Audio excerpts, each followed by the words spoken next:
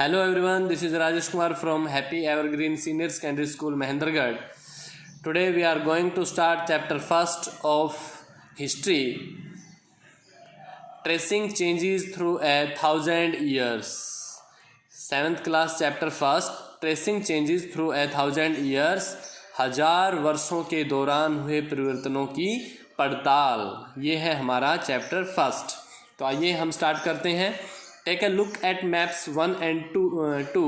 आइए मैप एक, मानचित्र 1 और 2 पर हम नज़र डालें. तो map I was made in 1154 CE by the Arab geographer al इदरिसी.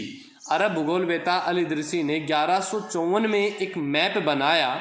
The section reproduced here is a detail of the Indian subcontinent from his larger map of the world. अर्थात उसके द्वारा जो बनाया गया जो मैप है ये दुनिया के बड़े मानचित्र का एक हिस्सा है जिसने भारतीय उपमहाद्वीप को दर्शाया है.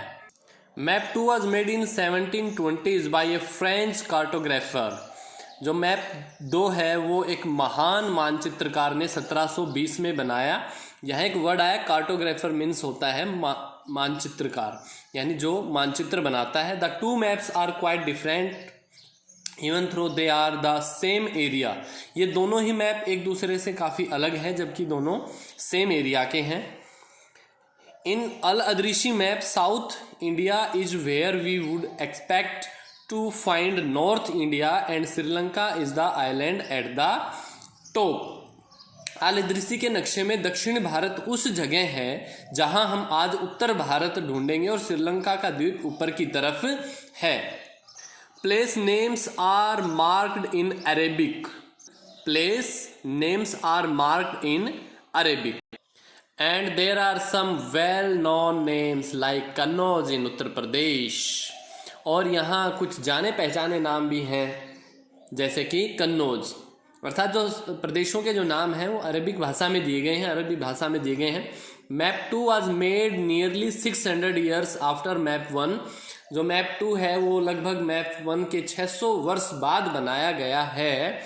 During which time information about the subcontinent had changed considerably. और इस काल अवधि में उपमहाद्वीप के बारे में सूचनाएं काफ़ी सारी बदल गई हैं. This map seems more familiar to us. The coastal areas in particular are surprisingly detailed. और यह नक्शा हमें ज़्यादा परिचित सा लगता है.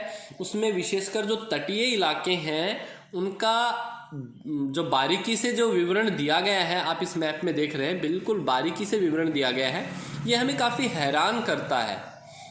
This map seems more familiar. Yes, तो this map was used by European sailors and merchants on their voyage. यानी ये जो मैप है ये यूरोप के नाविक और व्यापारी अपनी समुद्र यात्रा के लिए इस नक्शे का इस्तेमाल किया करते थे. वॉयज का मतलब होता है समुद्री यात्राएं.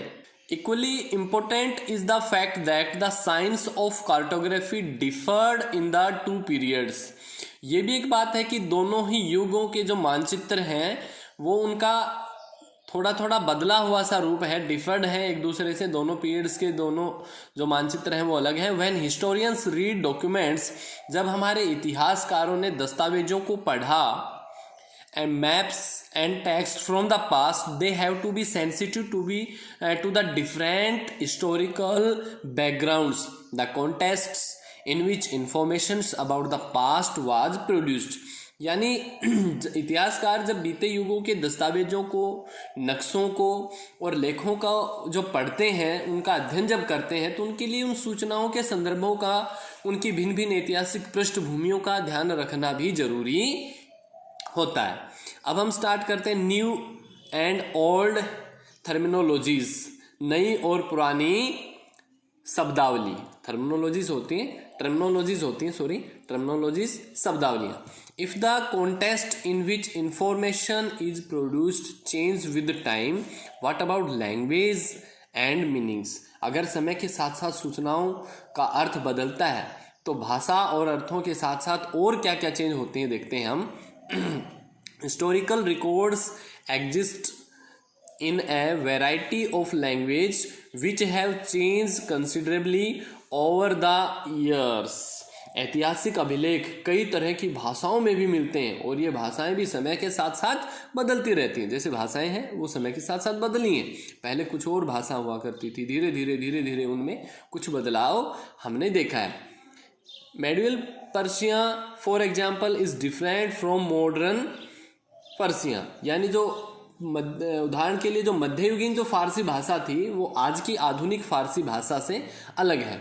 The difference is not just with regard to grammar and vocabulary, the meanings of words also change over time. यह भिन्नता सिर्फ व्याकरण और शब्द भंडार में ही नहीं है, समय के साथ साथ शब्दों के अर्थ भी बदल जाते हैं। Take the term Hindustan for example, हम उदाहरण के लिए हिंदुस्तान वर्ड को ही लेते हैं। Today we understand it as India, आज हम इसे इंडिया के नाम से जानते हैं। जो हिंदुस्तान जो वर्ड है आज हम उसे इंडिया के नाम से जानते हैं। हम एग्जाम्पल के तौर पे इसको ले रहे हैं, यानी आज हम इसे भारत के रूप में जानते हैं। द मॉडर्न नेशन स्टेट, आधुनिक देश। When the term was used in the 13th century by Minhaj e Siraj, a chronicler who wrote the in Persian, यानी कि जब 13वीं सदी में फारसी के एक इतिहासकार हुए हैं मिनहज ए सिराज, उसने हिंदुस्तान शब्द का प्रयोग किया था पहली बार, तो ही मीन्ट द एरिया जो Punjab, Haryana and the lands between the Ganga and Yamuna. तो उसका अर्थ था, उसका आशय था उस वक्त पंजाब, हरियाणा और गंगा यमुना के बीच में स्थित इलाकों से, ठीक है।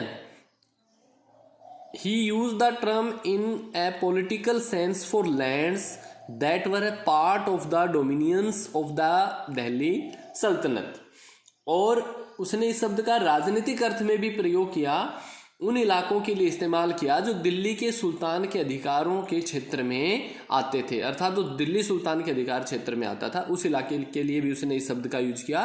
The areas included in this term shifted with the extent of the sultanate but the term never included south India.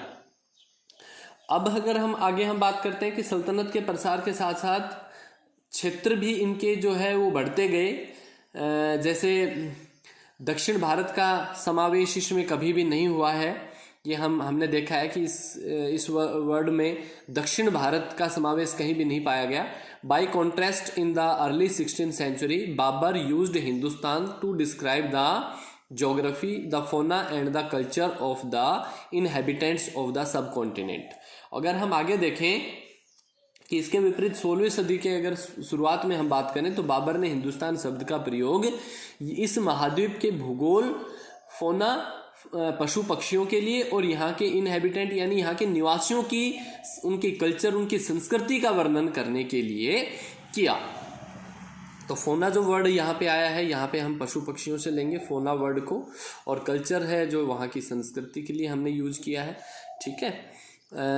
Inhabitant means यहाँ के उस जगह के निवासी, भाई यहाँ पर रहने वाले लोगों के लिए।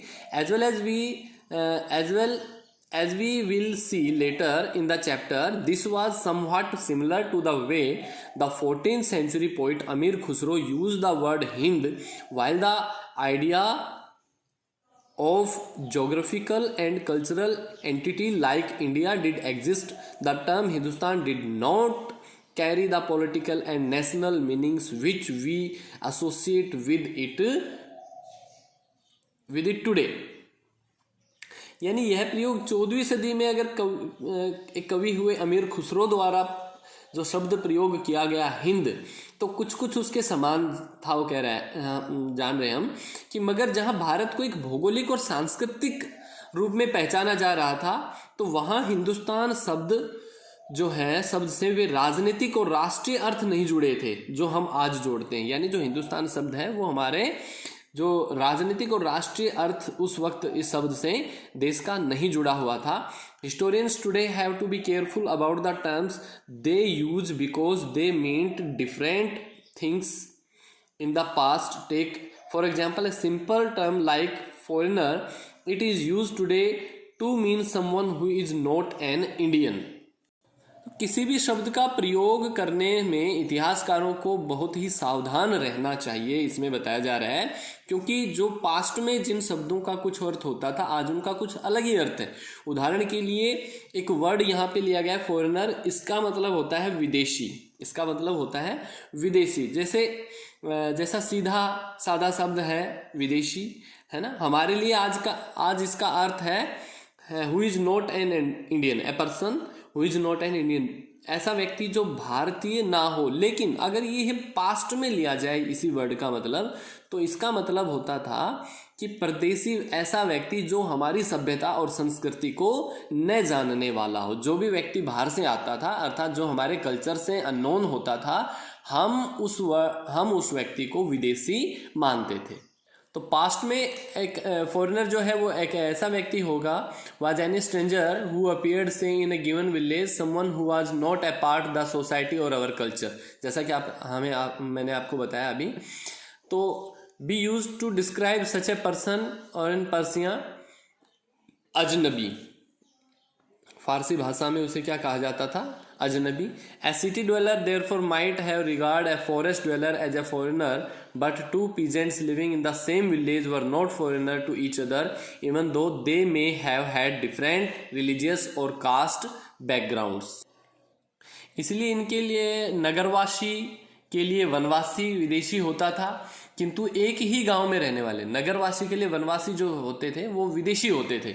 लेकिन एक ही गांव में रहने वाले दो किसान अलग अलग धार्मिक या जाति परंपराओं से जुड़े होने पर भी एक दूसरे से विदेशी नहीं होते थे, क्योंकि वो एक दूसरे की सभ्यता संस्कृति को जानते थे।